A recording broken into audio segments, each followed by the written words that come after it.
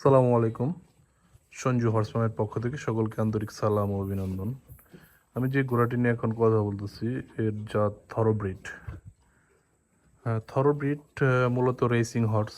সারা ওয়ার্ল্ডে থরোব্রিড রেসের জন্য ফেমাস। এটা মূলত রেস কোর্সে পালা হয়। আপনি ইন্ডিয়াতে দেখবেন Kolkata race course, UP race course, Bihar race course, Rajasthan race course এবং উন্নত বিশ্বে দেখবেন আমেরিকা, ইংল্যান্ড, জাপান, উন্নত বিশ্বে এই ঘোড়াটার অনেক ডিমান্ড। আমাদের বাংলাদেশেও আছে।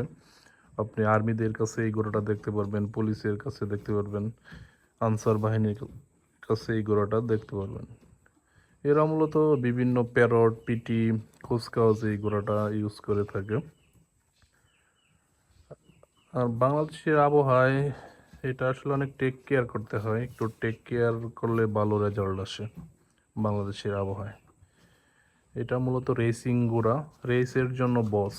আসলে বাংলাদেশে এই ঘোড়াটারে বিভিন্ন প্রোগ্রাম মানে রেসে খেলতে দেওয়া হয় না, কারণ দুই একটা থাকে, তো দুই একটা অনেকেই কমপ্লেন করে।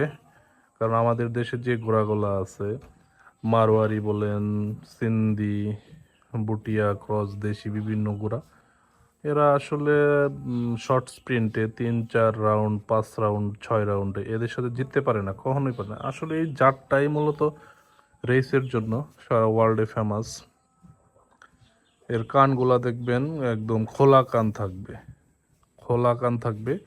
আর থরোব্রিড ঘোড়াতে দেখবেন এই সিলগুলা, এই যে 6 সিল, এইরকম সিল দেওয়া থাকে সারা শরীরে, এই পাশেও থাকে ওই পাশেও থাকে। এটা আসলে মূলত বিভিন্ন ফার্মিংয়ে মার্কিং করার জন্য এবং তাদের পেডিগিরিটা মানে করার জন্য, পেডিগিরির জাত এরকম কিছু কোড নাম্বার তারা ইউজ করে থাকে। থরোব্রিড আসলে আপনি একবার পারলে মজা পাবেন। রেসের জন্য সে বস এবং যে কোনো মাঠে সে জিতবেই।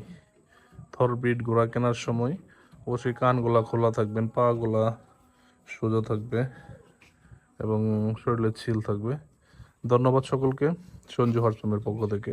আসসালামু আলাইকুম।